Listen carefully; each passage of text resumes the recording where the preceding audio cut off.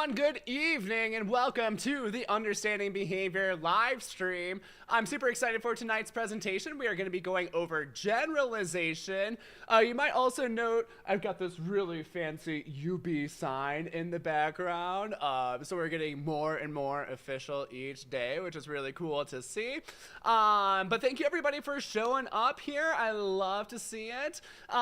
If you could, easy way to support the channel is just smash that like button real quick. We've got 14 people here, but 0 likes right now. So if you could hit that real quick, that would be amazing. I will also be giving away a free mock exam at some random point during the stream. And when that happens, you might see like the lights go like a little crazy when that happens. It's kind of like our SD. It's coming. All right, anyway, my name is Nick. If you don't know me, I am the creator here of Understanding Behavior. You may have joined us in our study groups. We have a Facebook group where we have the Understanding Behavior Power Preppers, which is designed for people actively studying for the BCBA exam. If you haven't joined that group, please join us. We have several study groups that that happen each week. We have some BCBAs leading them. We've got new BCBAs that have just come out of the group, yeah, so please join us there. It's a great time. And yeah, for today, we're gonna get into generalization. So it's gonna be super fun. We've got a lot of things to go over today. Some things and strategies you might be a little bit familiar with if you've been around the ABA study world for a while, but maybe some of the ways that we think about things tonight might be a little bit new. So there's gonna be a lot of active responding here, so I'd love to see all of your participation in there. And I'm just curious, where is everybody tuning in from tonight? I always like to get an idea of like where everybody is from. I'm from Denver, Colorado. It is amazing and sunny here. Just like in a month or so, it's gonna get way too miserably hot. But right now, it's like the perfect weather. I like to ski and I cycle a lot. And it's really cool that I can do both right now. There's still some slopes open, so I can go ski or I can ride my bike. Ooh, Jen's from Colorado Springs. Okay, that's pretty close. Just an hour away. Anna Maria from Miami. Bella from Chicago. Cool. Leslie from California. Hallie from Austin. I've always wanted to visit Austin. I don't think I'm like the biggest like Texas person, but I want to check out Austin. It seems pretty cool. Tina T from Florida, Angelica from Virginia, sweet, awesome. Well, thank you all for so much for tuning in. I know it's late for some of you East Coasters, but I'm glad that you're here ready to nerd out with me even this late. We've got 28 people here now. That is amazing. We've got 7 likes on the video. I think maybe we could up that a little bit. All right, anyway, let's get into our agenda for today. First, we're going to talk a little bit about what is generalization in general. We're going to use that word general a lot today. Then we're going to compare and contrast stimulus and response generalization. There is a quiz on that as well, so we'll have some fun active responding there. Then we'll go over the methods for teaching generalization, and then we'll do a little quiz at the end on those. Awesome. Well, I'm glad to see so many of you here ready to learn. Let's do it. All right. So this is the Bear, Wolf, and Risley definition for generalization. So let's check it out. It says, behavior change may be said to have generality. This is one of those 7 dimensions. If it proves to be durable over time. So this is referring to our maintenance. If it appears in a wide variety of possible environments, so that's going to be our stimulus generalization, or if it spreads to a wide variety of related behaviors. So that's going to be like our response generalization. So generality has all 3 of those components. We have the stimulus generalization, response generalization, as well as maintenance. So the behaviors being durable over time. So they continue to occur even if they're not currently being intervened on. All right, let's talk about what are these two different types. So stimulus generalization, this is continuing to perform a master target behavior in another setting or when the setting has been altered or with other people. So this is thinking about that one skill. That skill is transferring to our different antecedent settings, whether that be different total settings, different people, or when anything about the setting has been altered compared to the training setting. Response generalization, this is engaging in untrained responses that are functionally equivalent to the original target behavior. So this is the one situation could bring about multiple responses, or really what we're focusing on is that it brings about a new response that has the same function as previously demonstrated responses.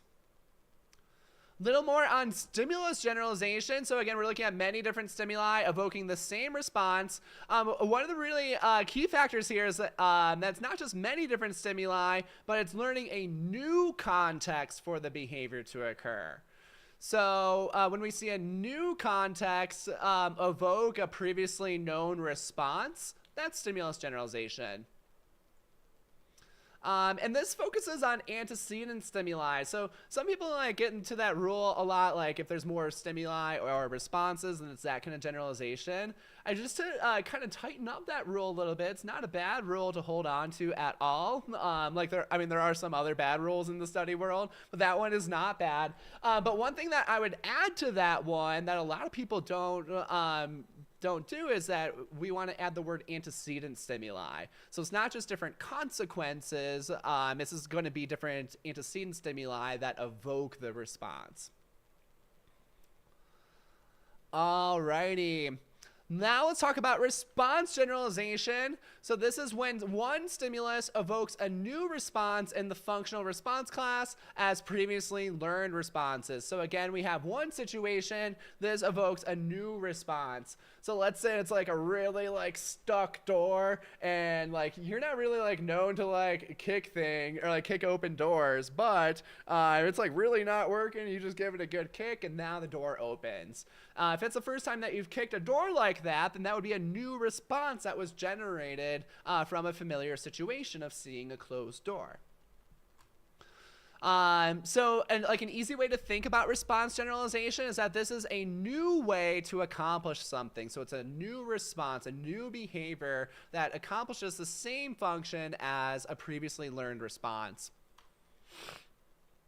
So that trick is that we want to focus on what is newly being generated in our situation. So is it a new antecedent stimulus? Or is it a new functionally equivalent response? So whatever was generated is going to be that kind of generalization.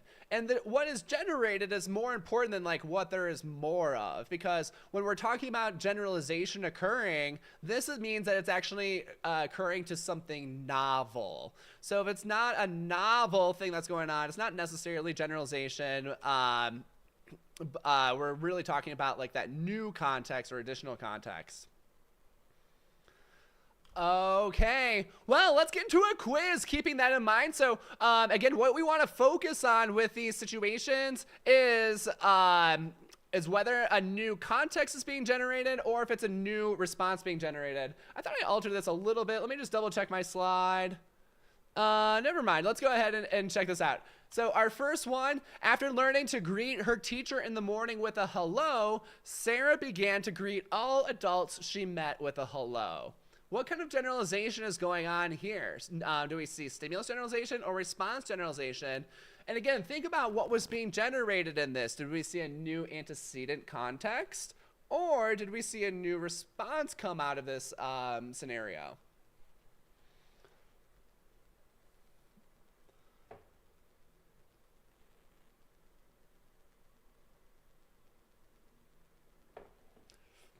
And if you've been to these streams before, you know me. Let's see those rationales. Your rationale is going to differentiate your response from everybody else's, and it's going to ensure that you understand the concepts too, and I can provide you more specific feedback. So let's see those rationales in here. Yeah, cool. Is it Moses Lynn? Am I saying that okay? That was a great response there. Yeah, Hallie, I love that. Yeah, Juliana's killing it. Sweet. Yeah, Yolanda's on the right track. Anais is on the right track. Good. Love this. Wow, so many rationales. I can't even keep up, but that is amazing. Way to kill it, everyone. So this one is going to be stimulus generalization. We are looking at the same response, so saying hello. And now we have multiple contexts. So she learned it with her teacher, but the new context is that it's occurring with all adults. So even more stimuli than it was originally trained to. Excelente. Well, let's check out our next scenario. Jake was taught to clap his hands when he is happy. Soon he started to stomp his feet as well to express happiness. So what kind of generalization do we have here? Stimulus or response gen?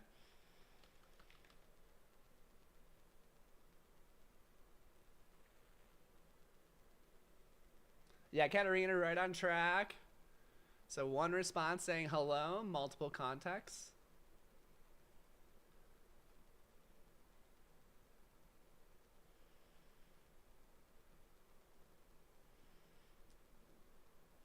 Cool, Moses Lynn is killing it.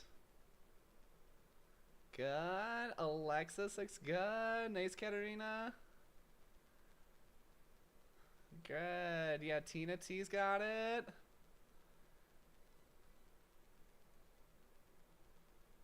Awesome. Loving the rationales. Keep it up. Yeah, Hallie looks great. Liv looks great. Excellent. Okay, yeah, this one is going to be response generalization. So this was two different response forms. So we had the clapping his hands and stomping his feet. These were there to express happiness. So it's like the stimulus, it's kind of like vague, a little mentalistic, like wanting to express happiness. But we can kind of like just thinking about that as like MO for this. And then it evokes multiple responses here. Very cool. Let's check out our next one. When Alex learned to tie his shoelaces, he also started to tie different knots on bags without being taught. Well, this is a tricky one. So let's think about this one here. Do we see new context or new antecedent context being generated? Or did we see new responses being generated? Or did we see both? Let's see the rationales. They're going to be important here.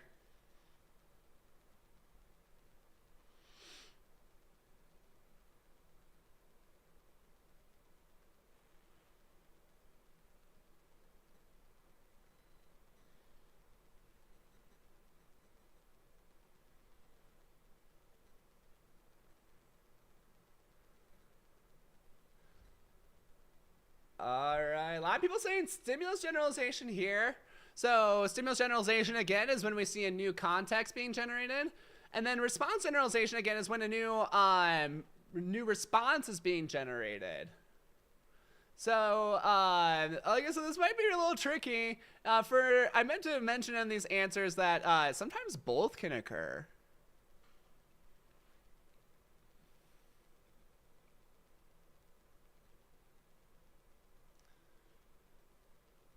Let's go over this one. Maybe I didn't set it up so fairly. I should have let you know from the first one that maybe both can occur. This one is actually going to be both. Response and stimulus generalization are occurring. So what we see is that we're tying different knots. So tying knots usually has like a similar function, but this might be a different knot for a different situation, and different knots require a different response. So a new response was being generated here. And we also saw a different context, so a different antecedent context where the knot was needed. He was initially only taught this behavior with shoes, but now he's doing it in new context as well. Tricky. Sorry, I didn't set you guys up as fairly for that one as I would have liked. I should have told you from the beginning it could be both. But this one is one of those weird situations where both is occurring. Alrighty. Regardless, thank you for all the rationales. You guys were still pretty on track with that, so keep it up. Let's check this next one. After learning to wave goodbye to his parents, Timmy started to wave goodbye to his toys when going to bed. It's just like the most adorable thing. Good night, frog. Good night, bear. Good night, Polly Prissy Pants.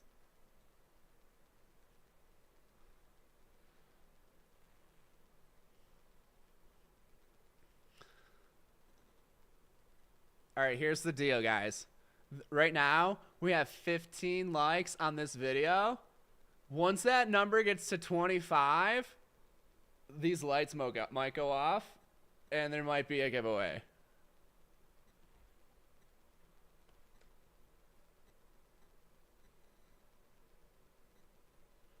All right, answer's looking pretty good.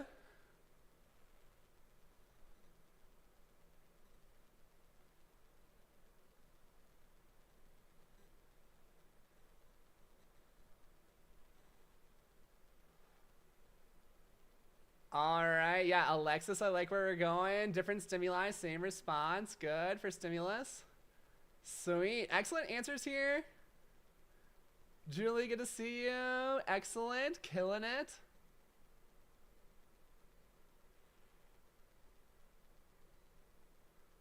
All right, good job on this one. We've got another stimulus generalization example here.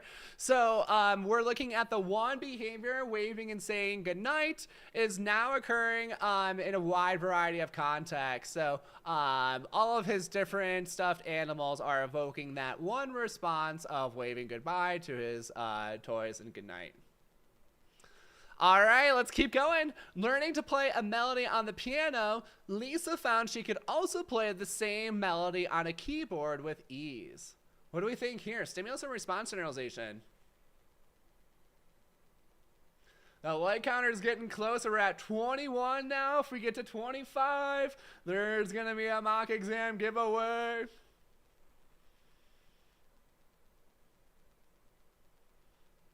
Also, we're getting pretty close. We haven't gotten close to breaking in a while, but we're really shooting for that 50 concurrent viewers on this stream. If we get to 50 concurrent viewers, I'm giving away 2 mock exams tonight. So we're at 42 right now. I mean, it's just a few more friends to get here for us to do that. So I'd really love to give it away. It'd be cool. All right, let's check these answers out. A lot of people saying stimulus generalization. A couple few are saying response generalization. Most of people saying stimulus generalization. Is the crowd right? There's some pretty good rationales out there. Yeah, Liv looks good. Juliana looks good. Drew looks good. Drew, don't you test soon?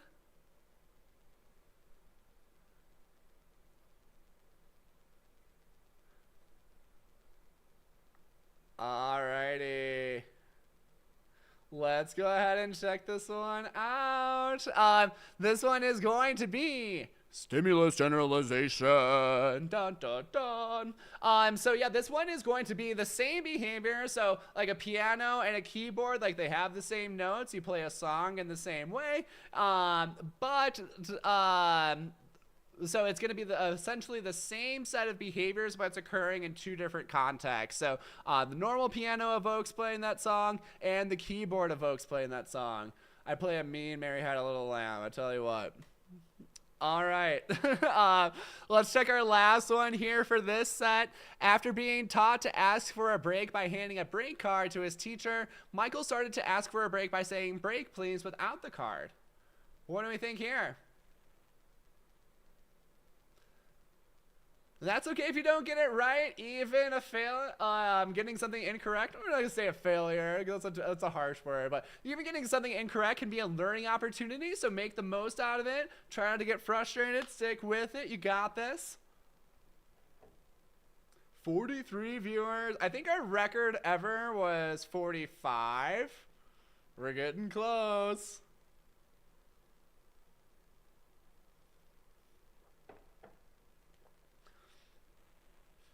All right, I'm liking where we're going. Oh, Julian, you're saying behavior is changing? Can you explain that a little bit differently? I think you're onto something, but that's kind of cool. Let's see what else we got here. Yeah, Juliana is right on the right track. Juliana F. Oh, changing. Okay, gotcha.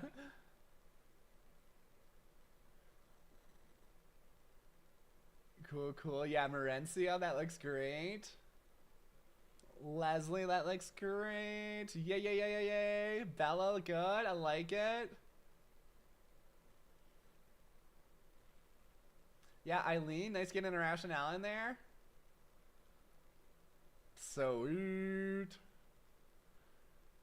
Alrighty. This one is going to be response generalization. So what we have here is that we have two different response forms. So like it's elicited by like the same MO. So like he is like under aversive stimuli or like wants a break from whatever he's doing. And now he can either hand in the break card, but the newly generated behavior was saying break, please. So we saw that newly generated makes that response generalization. Yeah, we had a question. Is this like prompt fading? Not quite like prompt fading. Prompt fading would be like you fade out the prompts for like prompting the request. This is more like getting a new response. It's teaching a new response that results in like the same function. So it's a form of generalization. I know. Juliana F. I'm going to say Juliana for you most of the time. I'm tutoring with the other Julie, so I'm calling her Julie. We're getting so big. There's two Julianas. It's crazy.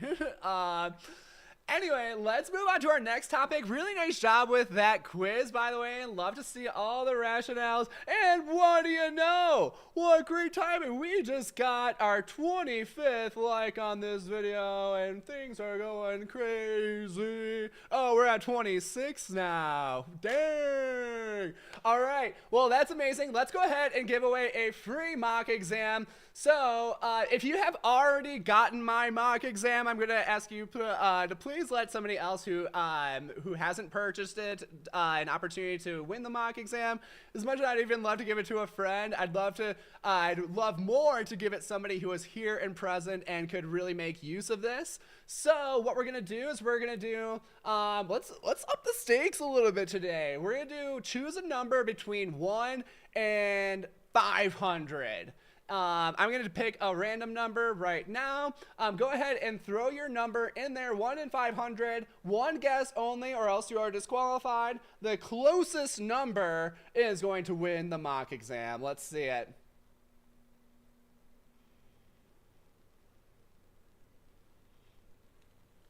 All right, all right, all right. Lots of answers coming through.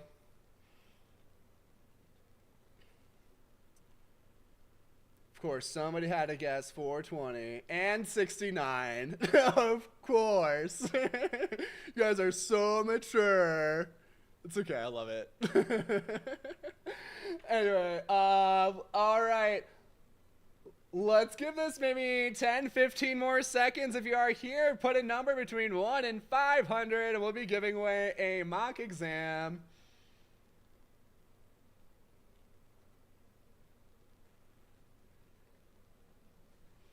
Oh, we got some low ballers here. We had 2 people guess 5. All right.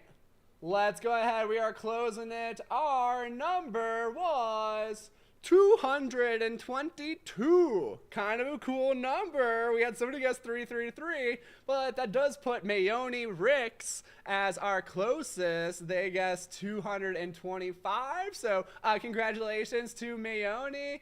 Please send me an email at understandingbehaviorofficial@gmail.com, and I will send you a free copy of the Beat the Beast mock exam by Understanding Behavior, which is actually a really awesome mock exam. You should check it out. And why don't we just like show off real quick is that at the end of this presentation, there's a really cool coupon code. The mock exam is the cheapest that it's ever been right now. So you can use the code MEMORIALMOCK at checkout, and you can get the mock exam for $25. The mock exam will never be cheaper than this. So definitely go and check out the Understanding Behavior shop and get this mock. It's a really awesome mock. I promise you there's no bad questions in there. It's going to make you think. It's not an easy mock. But if you do pass the mock exam, 80% or higher, and you do not pass the real exam, there is a money back guarantee on it as well. So it's pretty risk-free if you are confident in your abilities. If you don't pass it, there is really thorough and detailed feedback on every question. And it's not like super long feedback here. It's like pretty straight to the point feedback and tells you like what you need to know. So highly recommend getting this mock exam. Yeah, Julie's asking if there's going to be any mocks coming soon. I am working on a mini mock package and working on the Understanding Behavior app. These are expected, fingers crossed, to be released in early June, like first week of June is the goal. So I'm looking forward to releasing those. Those are going to be really amazing, and I can't wait to share them with you all. But anyway, this mock here is available now. The code under Memorial Mock will get you the cheapest price that it will ever be for $25. And it's a really amazing way. We've got a long holiday weekend. If you plan on studying, I think it's a really good way to spend it. Anyway, enough about that. Let's get into more of our content. So we talked about stimulus and response generalization. Now we're going to talk about the types of generalization programming. Also, just a reminder, if we do get up to 50 concurrent viewers in this stream, we're at 40 right now, there will be a second mock exam giveaway. So go ahead and invite your friends, and hopefully we can give that away tonight. 31 likes on the video is amazing. Thank you guys so much for all of the help there. All right, let's talk about multiple exemplar training. So we're going to give some quick definitions. We're going to talk about the purpose and then the example. So an example for each of these. So multiple exemplar training, this is expanding the amount of relevant stimuli that are involved in training. The purpose is to learn new relevant context for a behavior. Here's just a quick example. You can drink a coffee or a Red Bull to help you wake up. So consuming that caffeine for the same function, here's 2 ways to do it. Alrighty, let's go ahead and check this next one, train loosely. So multiple exemplar training and train loosely are very easily mixed up. So multiple exemplar training is when we're training like the really relevant thing. So like the type of drink that it is highly relevant. Where train loosely is kind of like training like more of the irrelevant thing. So it's like if it's Folgers versus Maxwell House, I'm like, is there really a difference between these 2 different coffees? No, not really. Or if we're like looking at just like things that don't really matter to the behavior. So our example here is like if we're ordering ice cream, no matter like the gender or the clothing of the cashier. So like maybe they learned in one context where it was a very structured setting, it was only with their RBT, maybe 2 RBTs. But now out in the real world, you never know who's going to be that cashier. So we got to keep like our good skills regardless of what we're working with. Let's check out this next one, programming common stimuli. This is keeping some stimuli the same between our settings. So really focus on this word common here. So common means sameness throughout our settings. This is a nice way to remember this one.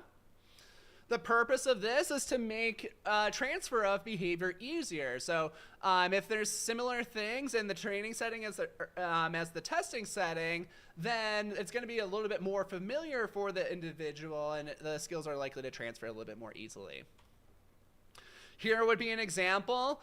So you're like the same instrument, like you use the same instrument at practice as a live setting. So I'm in a band, like sometimes like a band member needs to use somebody else's guitar or something because like theirs has messed up.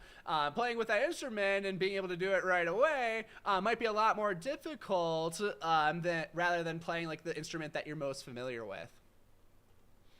That also happens like very frequently with piano players because it's not always very like logistical to like move your giant piano everywhere. A lot of people like use electronic keyboards for that reason, but kind of like same thing. Next one here is mediation. So this is programming things in the natural environment to help maintain our learned responses. So looking at that maintenance here, again, that's going to be like our continuation or like building that durability of our behavior. The purpose, fade out the need for the performance manager. To maintain that behavior, keep it going without the performance manager. Here would just be a couple examples. There's lots of different ways that you can program for mediation. So first one would be like using a to-do list to complete tasks. So kind of like organize what you need to do and keep you on track to do the next thing after you finish the previous one. Maybe it's using an alarm clock to wake up. So again, this fits the definition. Like we're doing something in the natural environment that's gonna help us get up on time. So maintain that learned response. Or you may have your parents set up the reinforcement system. So the performance manager no longer needs to do it, but something in their natural environment, again, is helping to maintain that those previously learned responses. Teaching negative examples. This one is pretty straightforward. We're almost through these. We're going to get to a quiz pretty soon. So this is teaching what does not belong to a stimulus class or when not to engage in a response. This is used to like kind of fine-tune when a response should occur or fine-tune like what responses should not occur in a certain situation. So this is actually more along the lines of stimulus discrimination. And stimulus discrimination and stimulus generalization are essentially exact opposite terms. When there's stimulus discrimination occurring, we're narrowing the amount of context that the behavior occurs. And when we're doing generalization, then we're expanding the amount of context that a behavior occurs. So teaching negative examples, we call it as like one of our generalization programming techniques, but it's actually used more for discrimination and kind of narrow the context where a particular behavior should occur. Here's an example. So like grandma will write you out of the will if you swear in front of her. That'd be pretty harsh. Hopefully your grandma's not like that. Luckily mine was not. But that would be one example. All right, last one here is indiscriminable contingencies. This one tends to be a little bit tricky. This one is more focused on creating that maintenance as well. So the strategy is to make it unclear when reinforcing or punishing consequences will occur. And the purpose for this is to maintain behavior with fewer or less need for contingencies. Yeah, there should be less. I think I missed that word.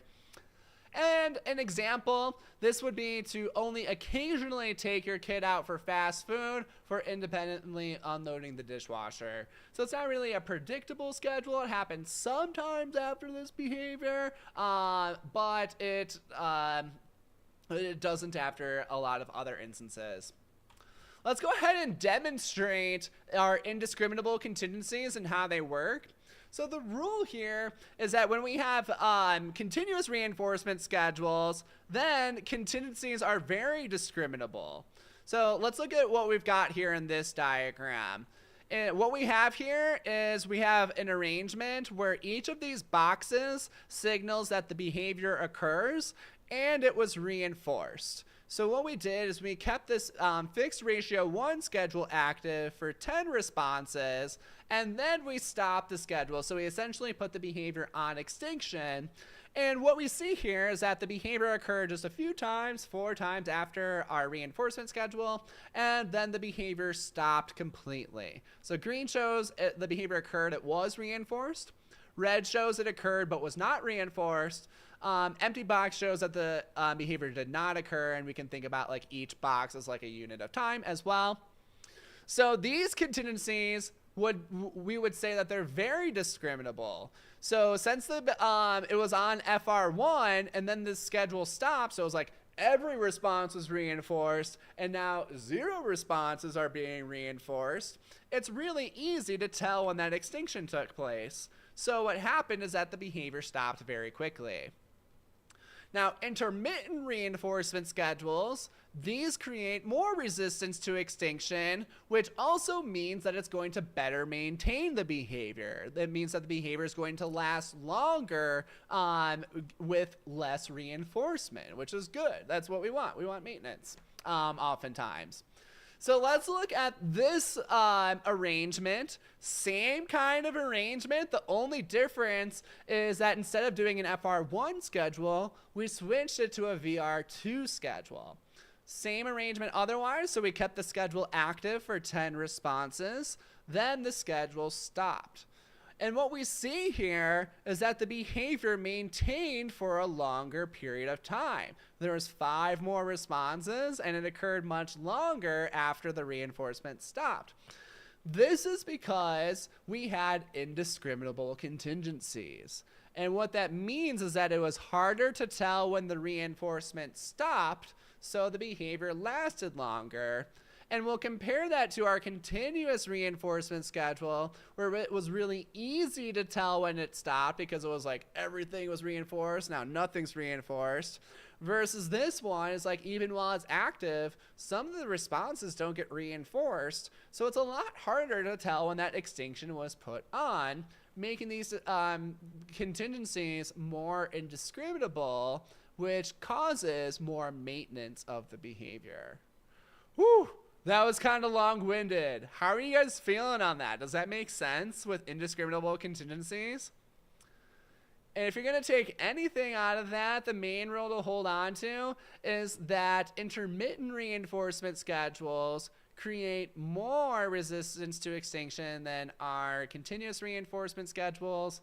And this is because they are more indiscriminable, which just means it's harder to tell the difference when the schedules have changed. Awesome. Cool. Got a few yeses there. If not, this recording will be available on YouTube and you can rewatch that segment whenever. Our last one before we get into our quiz is our general case analysis. This is essentially just like exploring the relevant details that you need to successfully program for generalization. So it's finding out some of the information like who will maintain the behavior, what exemplars should we teach, which negative teaching examples are important, is there rigidity with minor details that we need to train. So kind of just like going through our list and be like, hey, what are the actual things that we need to consider with this client, this skill, this program? Another thing might be like what might help transfer the skill across settings, or what settings should we start or train the skills in. Last would be like, how do we figure out the consequences? So thinking about our maintenance as well. So again, our general case analysis, kind of just exploring all of this information, doing our planning ahead. So when we get to those steps later on, we're not caught off guard and we know exactly what to do.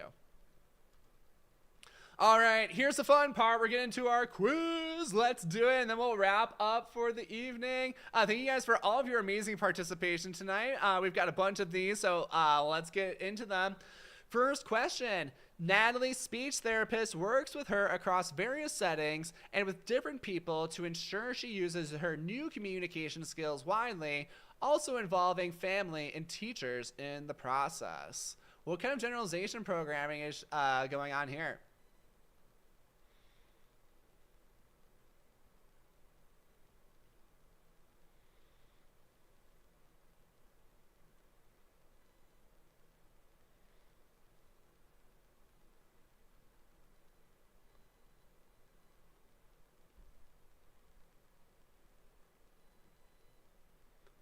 Yeah, I'm sorry, I missed Yolanda's question earlier. She was asking how long you have access to the mock exam when you purchase it. So the mock exam, you can look through it and take as long as you need to complete it. Your link will work for years. And then you once you submit the mock exam, you are able to download the PDF report to get all of the feedback and your answers. All right, a lot of people saying D, a lot of people saying B. Let's see those rationales.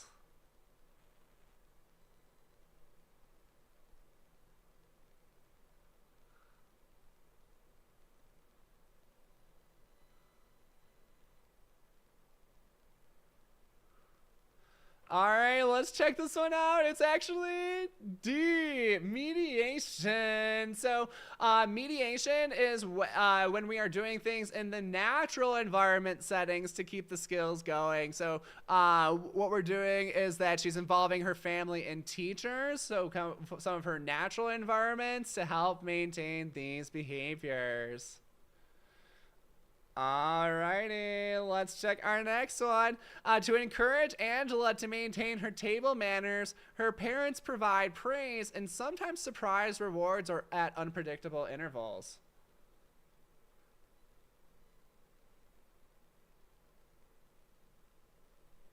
Yeah, Angelica, that's why those, she's saying, like, cannot second guess yourself. That's why those rationales are so important, so you can build that confidence in your answer and you don't second guess yourself. So, yeah, always provide a rationale with your answers. It's a really good practice. It's not just me being annoying. It's actually incredibly useful for nailing this test and becoming a better clinician and honestly just a better lifelong student as well. So if you don't think about the why, then you don't learn. Alrighty, looking really good here. Yeah, Morencia's killing this rationale. Naomi too. Yeah, Leslie, I like it. Good, good, good. Juliana, good. All right, this one is, sorry, this one's supposed to be F, indiscriminable contingencies, but it is still indiscriminable contingencies.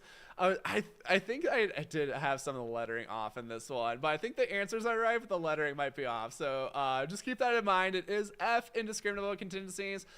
So this is when the reinforcers are provided at unpredictable times. This is to help maintain that behavior. All right, next one up. A behavior analyst teaches Marcus to identify a chair by presenting various types of chairs like office chairs, kitchen chairs, and recliners, and reinforcing correct identification as a chair. What y'all think here? What y'all think?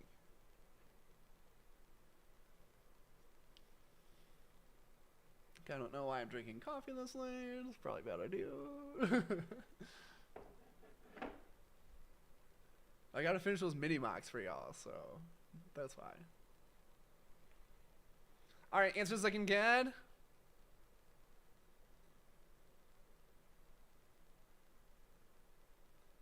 Loving it. Yeah, Greg, seeing all the rationales too. Liv, Leslie, Nicole, Tina, Julie, Morencia. Good, good, good, good, good. Juliana, good. Excellent. Natalie, good to see you here. Awesome. All right, this one is going to be A, multiple exemplar instruction. So this is when we're varying up the relevant stimuli. So the different types of chair are obviously very relevant to that behavior of labeling chairs. So multiple exemplar instruction. Next one up, during reading lessons, Emma is exposed to books with different font sizes, colors, and backgrounds to help her recognize words in various contexts.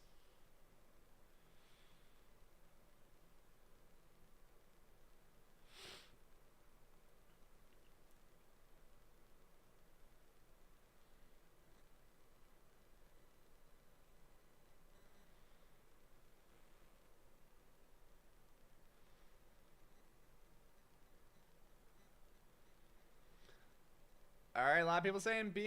Anybody got rationales? Okay, rationales coming through. Morencia, good. Morencia's been nailing rationales tonight. Yeah, Nicole, good. Yeah, nice, Angelica.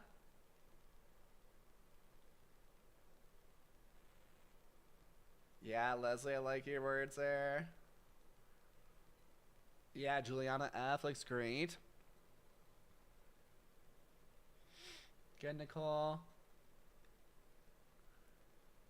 Excellent. I'm liking these answers. Let's check it. This one is going to be B, training loosely. So, training loosely is when we're varying up some of those less relevant details about what's going on. So, we think about reading, the most important details there are what the letters actually are, the letters in the words, and then varying up the font sizes and colors and backgrounds. Those are some of the less relevant details to the actual reading skills. Perfect. Let's check our next one. Nora learns to identify a cat in books, cartoons, and even in different poses to ensure that she can generalize the concept of a cat across various representations.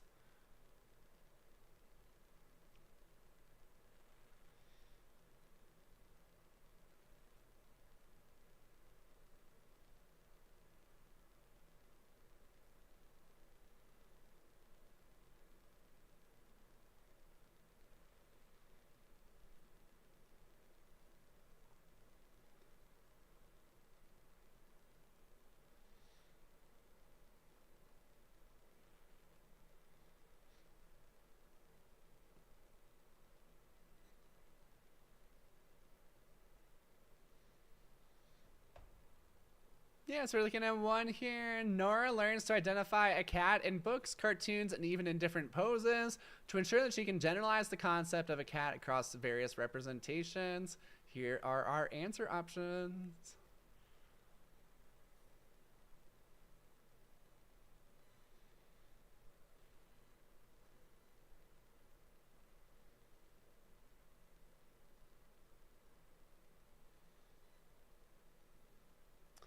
Let's look at this one. We've got a lot of mixed answers here.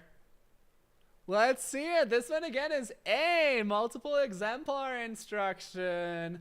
So a lot of people were going for the rule out strategy here. It's like, oh, he hasn't done one for C yet, so it's probably C.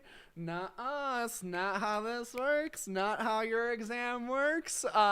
Let's see our what's going on here. So where the behavior here is identifying cats, and then we see this in books, so, cartoons, and different poses. So these are different examples of cats. They're all cats, but they're different types of cats. And we're learning that behavior of identifying cat. Cat is the relevant stimulus, multiple exemplar, and there is nothing same throughout our setting. So remember that word common here means sameness throughout our settings. All right, let's check our next one. While preparing for Tara's treatment plan, Heather asks many questions about the different environments where target behaviors occur, availability of parents, what resources are available at the home, and more.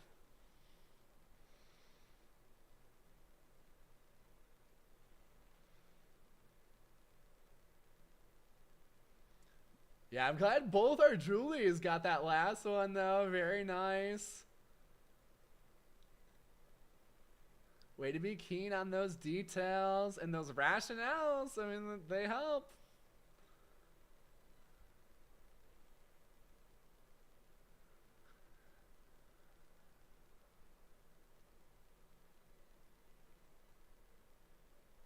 Yeah, Team Julie. I like Julies in general. They tend to be good friends.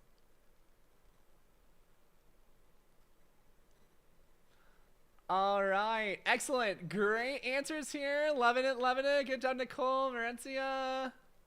Love it. All right, so yeah, this one is going to be G, our general case analysis. Again, that's kind of just like an investigation. What's going on? What do we need to do? What do we need to plan for? And all that jazz. Last one, I think, maybe one more. While teaching Thomas to differentiate which items should go into the recycling bin, his instructor explicitly points out non-recyclable items as well.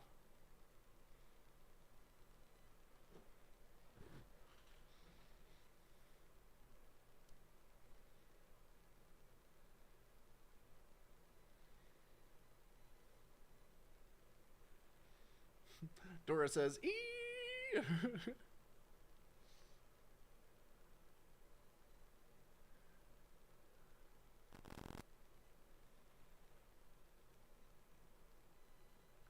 Cool. I'm liking the answers. Good seeing some rationales. Nice job, Leslie. Good job, Alexis.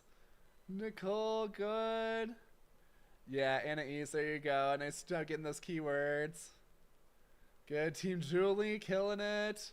Good, Tina. All right, here we go. Teaching negative examples. So this is like what not to put in that bin.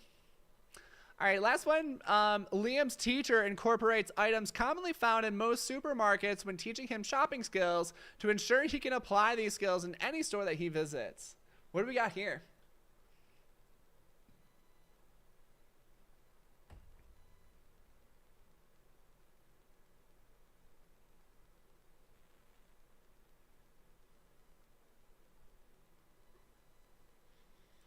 Cool, I'm liking the answers coming through. Ow, ow, ow, ow.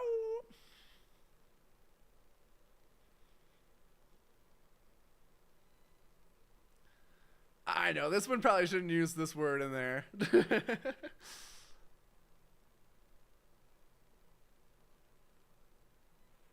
Too easy, too easy. All right, nice job on this one. Excellent work, crew. Yeah, nice job, Angelica. Way to keep up those rationales. Good job, Natalie.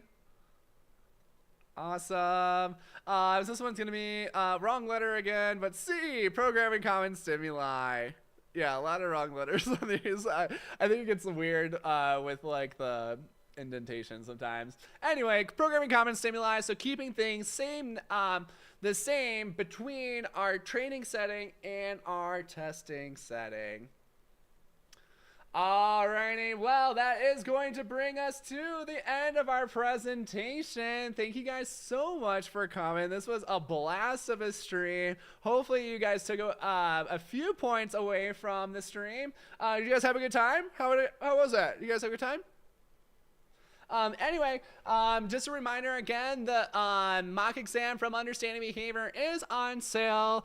This is only on sale until the end of Monday. So after the holiday weekend, it is going back to its full price at $40. But this is a $25 mock exam. It's an amazing mock exam. I highly recommend that you take it and buy it. It's a really good deal. Also, if you get 80% or higher on it, you have a money back guarantee. Awesome. I'm so glad that you guys like the group. Thank you so much for all of your feedback. Yeah, Nicole, I think it's been kind of annoying. I think that you actually have to download it like right when you submit it. So if I download it on my end, it just gives me like your answers. You send me an email if you want me to send you a report that just has your answers. Well, unfortunately, it doesn't have the feedback on it. Actually, I can maybe find one. Send me an email and I'll hook you up, Nicole. All right. Anyway, you guys are awesome. I hope you have a really wonderful Memorial Day weekend. Hopefully you have that Monday off and get to sleep in a little bit. I know people in the ABA field really need that extra sleep and rest, so I hope that you get it. I hope you guys have fun. I hope you rejuvenate. I hope you celebrate.